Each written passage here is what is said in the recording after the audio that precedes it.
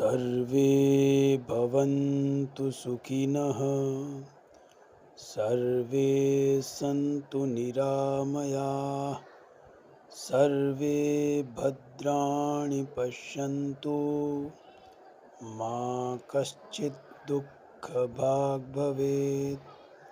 ओम शांति शांति शांति।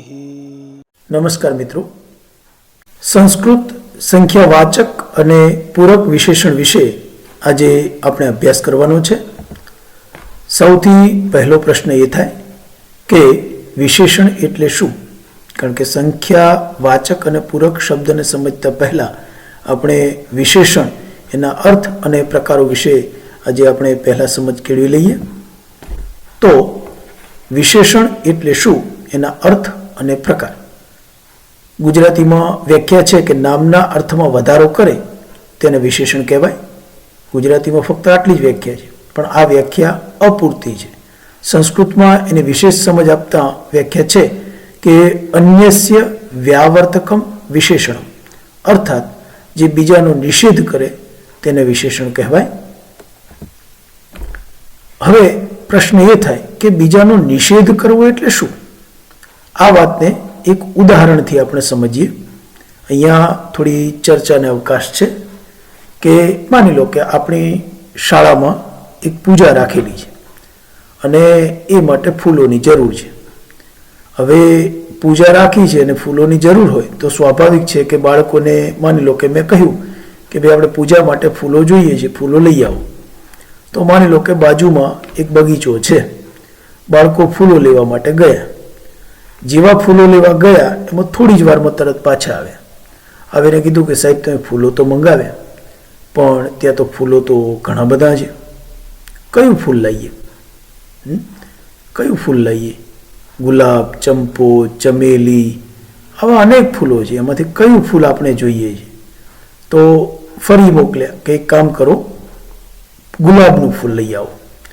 હવે ગુલાબનું ફૂલ લેવા જ્યારે ગયા ત્યારે ત્યાં જઈને ફરી પાછા આવ્યા કે સાહેબ તમે ગુલાબનું ફૂલ તો કીધું, પણ ત્યાં ગુલાબના પણ ઘણા બધા રંગો છે, લાલ છે, ધોળું છે, પીળું છે.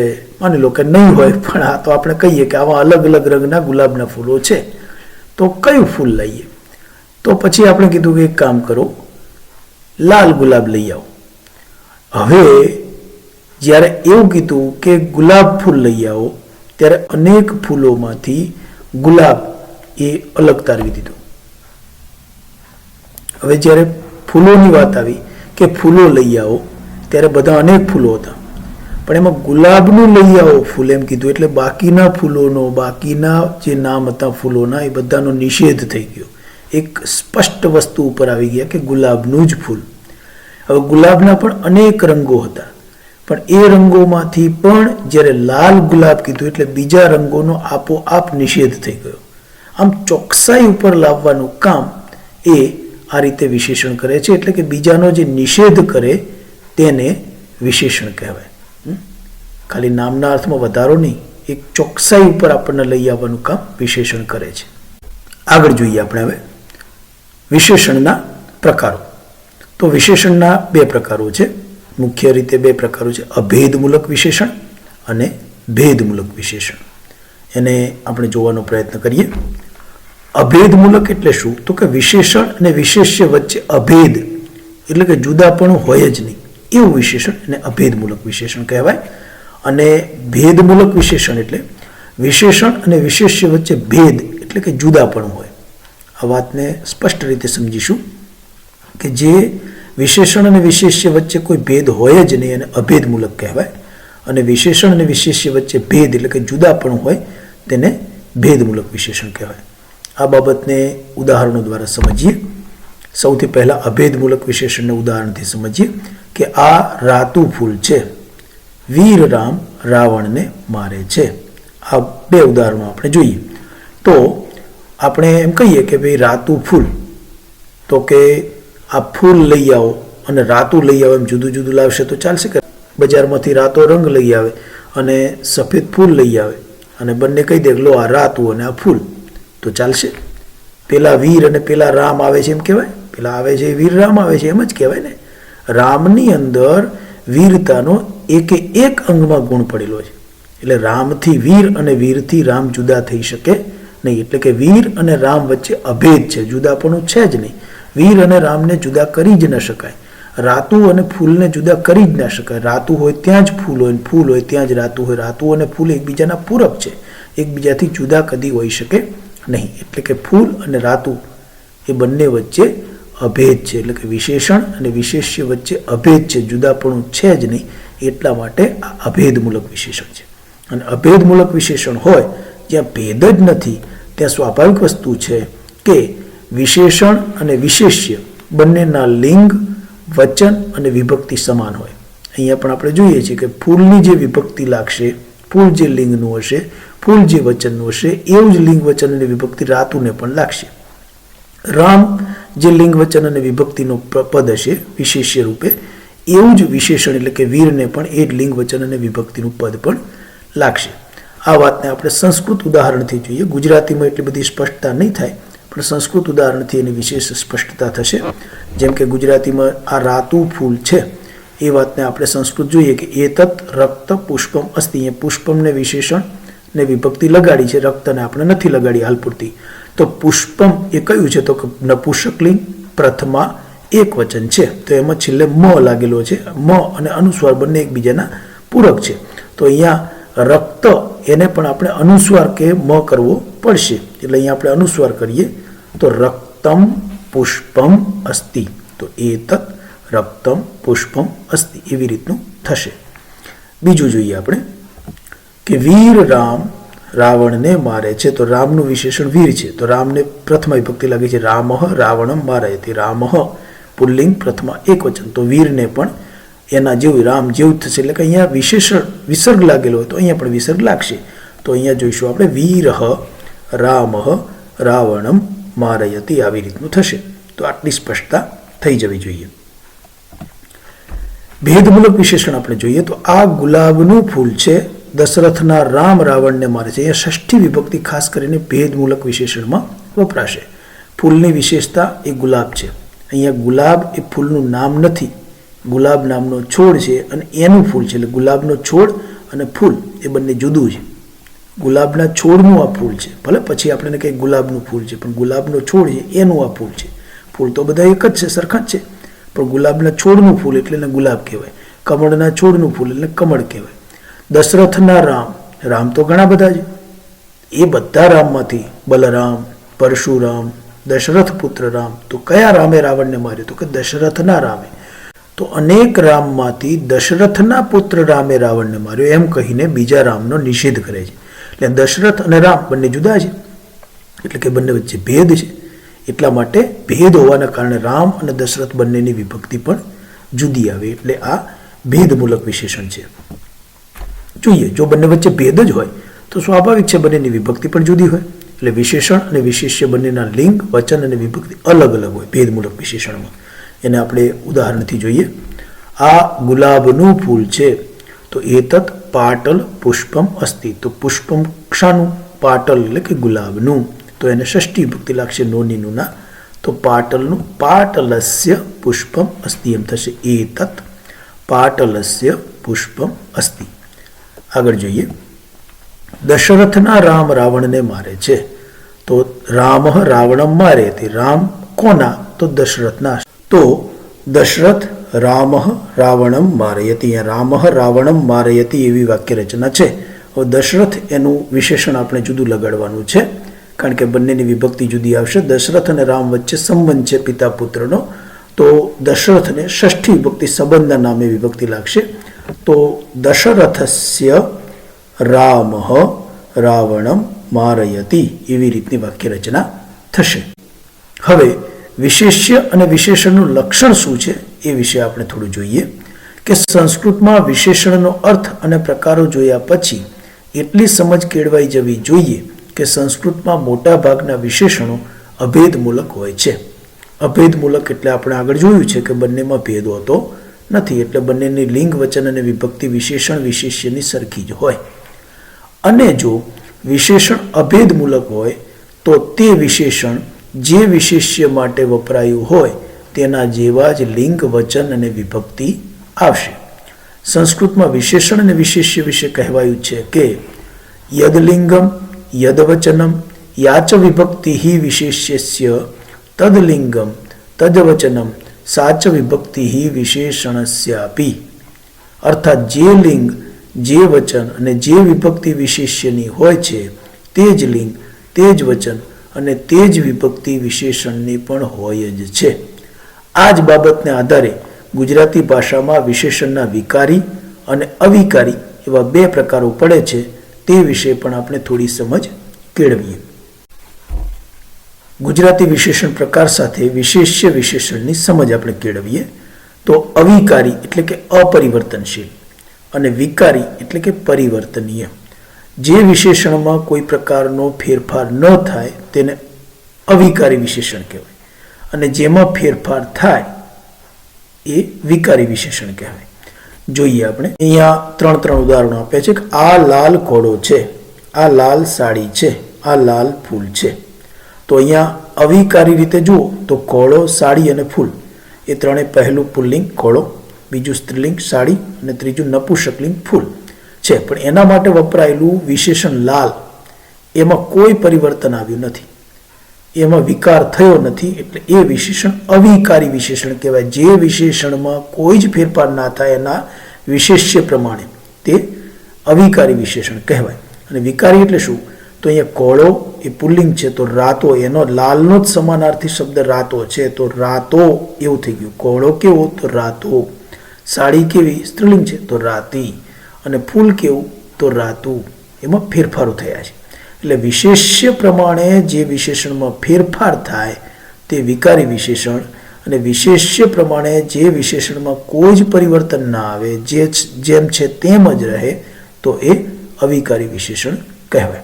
આ સાથે સાથે વિશેષ્ય વિશેષણની પણ સમજ કેળવી લઈએ કે જે વસ્તુ કે વ્યક્તિની વિશેષતા બતાવવાની હોય તેને વિશેષ્ય કહેવાય. અહીંયા ઘોડો, સાડી, ફૂલ એ વિશેષ્ય છે. જેમ કે આપણે જોઈએ પહેલું જ જે ઉદાહરણ છે એના માટે જ આપણે જોઈએ, પછી બીજું એના આધારે સમજી શકાય કે વિશેષ્ય તરીકે પહેલા વાક્યમાં ઘોડો છે, બરાબર. એનું વિશેષણ, એની વિશેષતા બતાવવાનું કામ લાલ અને રાતો કરે છે તો એને આપણે વિશેષણ કહીએ. તો આટલી સમજ એ પડી જવી જોઈએ. આ જ બાબતને એક બીજા ઉદાહરણ દ્વારા પણ સ્પષ્ટ કરીએ. જેમ કે આ છોકરો ગાય છે તો એના માટે ઊંચો, ઊંચી, ઊંચું એ ત્રણ છે એના વિકલ્પો. તો છોકરો પુલ્લિંગ છે તો ઊંચો છોકરો. તો આ ઊંચો છોકરો ગાય છે એવી રીતની વાક્ય રચના થાય. છોકરી સ્ત્રીલિંગ છે તો આ ઊંચી છોકરી ગાય છે એવું થાય. અને છોકરું નપુંસકલિંગ છે તેથી આ ઊંચું છોકરું ગાય છે એવી રીતની વાક્ય રચના અહીં થશે. એક નોંધ અહીંયા સૂચના ધ્યાનમાં રાખેલી, એક સંસ્કૃતમાં વિશેષણો વિકારી હોય છે તેથી તેમાં વિશેષ્યના લિંગ, વચન અને વિભક્તિ અનુસાર પરિવર્તન થશે. જેના પ્રકારો સાર્વનામિક વિશેષણ, ગુણવાચક વિશેષણ, સંખ્યાવાચક વિશેષણ વગેરે વગેરે છે. ગુણવાચક વિશેષણોના કેટલાક ઉદાહરણો જોઈએ.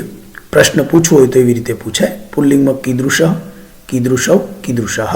એક વચનમાં કીદૃશ, દ્વિવચનમાં કીદૃશાવ, બહુવચનમાં કીદૃશાહ. સ્ત્રીલિંગમાં પૂછવું હોય તો કીદૃશી, કીદૃશ્યવ, કીદૃશ્ય. અને નપુંસકલિંગમાં પ્રશ્ન પૂછવો હોય તો કીદૃશમ, કીદૃશે, કીદૃશાની એવી રીતના વાક્ય રચના થાય. પહેલા ઉદાહરણ દ્વારા આપણે પ્રશ્ન બનાવીએ પહેલા કે રમેશ પુસ્તકમ પઠતી, એનું જવાબ તરીકે સુંદર છે. તો અહીંયા પુસ્તકમ નપુંસકલિંગ છે તો પૂછી શકાય કે રમેશ કીદૃશમ પુસ્તકમ પઠતી. તો પુસ્તકમ હંમેશા એટલું જોવાનું વિશેષણ વિશેષ્યમાં કે પાછળ જે પણ પદ હોય, એટલે કે વિશેષ્ય તરીકે જે પદ હોય એનું લિંગ, વચન, વિભક્તિ જોઈ લેવાનું. ખાસ કરીને બીજી જોવું હોય તો એમ પણ જોવાય કે જે તે શબ્દની પાછળ જો અનુસ્વાર હોય તો એના માટે વપરાયેલા વિશેષણને પણ અનુસ્વાર લગાડવો. જો વિસર્ગ હોય તો વિશેષણને પણ વિસર્ગ લગાડવો. જો એ હોય તો વિશેષણને પણ એ લગાડવો. જો આની હોય તો વિશેષણને પણ આની લગાડવો. અર્થાત અહીંયા નપુંસકલિંગ દ્વિતીય એક વચનનું રૂપ લાગેલું છે પુસ્તકમ. બીજી રીતે કહીએ તો પાછળ અનુસ્વાર લાગ્યો હોય તો વિશેષણને પણ અનુસ્વાર કરવો, પાછળ વિસર્ગ લાગ્યો હોય તો વિશેષણને પણ વિસર્ગ કરવું, પાછળ એ લાગ્યો હોય તો વિશેષણને પણ એ કરો. અર્થાત વિશેષ્ય રૂપે આવેલું પદ જે લિંગ વચન અને વિભક્તિનું હોય એવું જ લિંગ વચન વિભક્તિ આપણે વિશેષણની કરવાની છે. તો અહીંયા પુસ્તક માથે અનુસ્વાર છે એટલે કે બીજી વિભક્તિ એક વચન છે તો સુંદરને પણ એવું જ રૂપ થશે.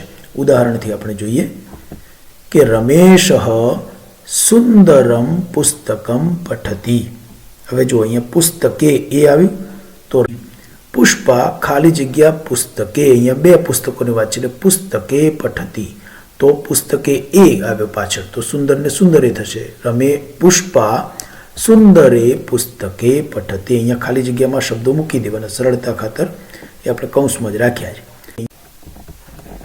લેખકાः પુસ્તકાની લિખન્તિ, લેખકાः કીદૃશાની પુસ્તકાની લિખન્તિ તો લેખકાः સુંદરાણી પુસ્તકાની લિખન્તિ. હવે જો હસ્તેન તૃતીય વિભક્તિ એકવચન આવ્યું તો દક્ષિણેન, ચિરાગઃ દક્ષિણેન હસ્તેન લિખતિ. હવે જો જનાહ ડાબા એટલે વામ તો જનાહ ખાલી જગ્યા હસ્તેન ન ખાદન તો વામ, હસ્તેનનું હસ્તેન જ છે તૃતીય તો વામનું વામેન થશે તો જનાહ વામેન હસ્તેન ન ખાદંતી. નૃપાહ યુદ્ધાની નપુંસકલિંગ બહુવચન છે તો અનેકાની યુદ્ધાની જયંતી. આની તો આની આવી ગયું. ચલો વૃક્ષાન દ્વિતીય વિભક્તિ બહુવચન છે, વૃક્ષાન પુલ્લિંગ દ્વિતીય બહુવચન તો આન પ્રત્યે લાગ્યો તો તુંગને પણ આન લાગશે. કાવ્યા તુંગાન વૃક્ષાન પશ્યતિ. જો છાત્રઃમાં વિસર્ગ આવે તો વિનમ્રમાં પણ વિસર્ગ આવશે તો રામઃ વિનમ્રઃ છાત્રઃ અસ્તિ. જો વિદ્યાલય સે ભવનમ, ભવનમ મ લાગ્યો અથવા તો અનુસ્વાર લાગે તો અહીંયા વિશાલને પણ કાં તો અનુસ્વાર લગાડીશું કાં તો મ લગાડીશું એટલે કે વિદ્યાલયસ્ય વિશાલમ ભવનમ અસ્તિ. ચલો કુહુરવઃ પુલ્લિંગ છે પ્રથમા છે એક વચન છે તો મધુરઃ. કોકિલસ્ય કુહુરવઃ મધુરઃ અસ્તિ તો આપણે જોઈએ મધુરઃ. વાનરઃ જંબુફલાની ખાધતે, જંબુફલાની નપુંસકલિંગ છે અને દ્વિતીય બહુવચન છે તો જંબુફલાની મધુરાણી. વાનરઃ મધુરાણી જંબુફલાની ખાદતી. શ્રી કૃષ્ણસ્ય વદનમ ખાલી જગ્યા અસ્તિ તો વદનમ નપુંસકલિંગ પ્રથમા એક વચન તો મધુર મધુરમ. શ્રી કૃષ્ણસ્ય વદનમ મધુરમ અસ્તિ.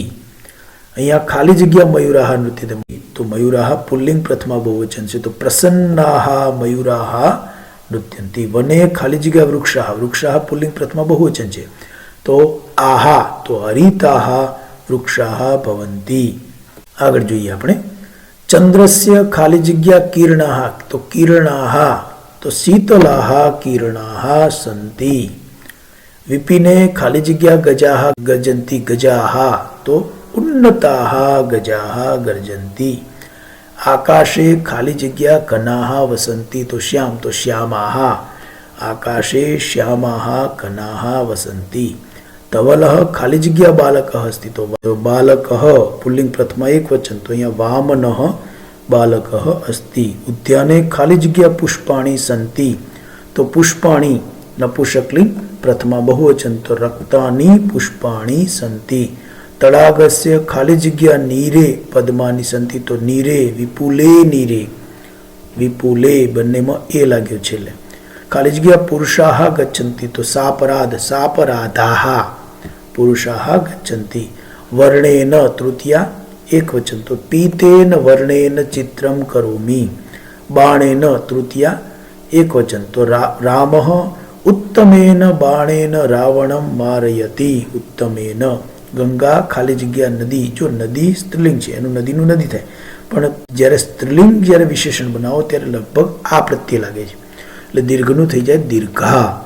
ગંગા દીર્ઘા નદી અસ્તિ.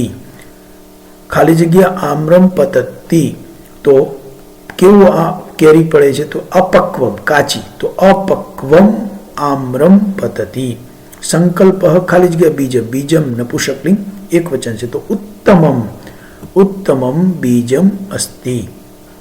કન્યા ખાલી જગ્યા ભૂમૌ કે ભૂમ્યામ, કન્યા ખાલી જગ્યા ભૂમ્યામ ભૂમૌ તાન અખટ્ટયત. અહીંયા બે વિશેષણ છે તો સમા સ્ત્રીલિંગમાં પહેલું સમનું સમા થઈ જાય અને એને યામ લાગે તો સમાયામ. સમાયામ અને પરિશુદ્ધ તો પરિશુદ્ધાયામ તો કન્યા સમાયામ પરિશુદ્ધાયામ ભૂમૌ તાન અઘટેત ભૂમૌ પણ ચાલે ભૂમ્યામ પણ ચાલે જો ભૂમ્યામ આવે તો આપણને ખબર પડી જાય કે યામ યામ સરખું જ આવ્યું પણ ભૂમૌ આવે આ વૈકલ્પિક રૂપ છે એ વિશેષ રૂપ છે એટલે એમાં ખાસ ધ્યાન રાખવાનું કે ભૂમૌ આવે પાછળ ઔ પ્રત્યય હોય ને તો વિશેષણમાં તો યામ જ લગાડવાનું ત્યાં ઔ કરવાની જરૂર નથી. હું માનું છું આ વિશેષણનો મુદ્દો આપ સૌને સમજાયો હશે. જો આ મુદ્દો તમે બરાબર સમજી શક્યા હોવ તો જ આગળનો સંખ્યાવાચક અને પૂરક વિશેષણનો મુદ્દો ખૂબ જ સારી રીતે સમજી શકશો. તો ખૂબ ખૂબ આભાર. ધન્યવાદ.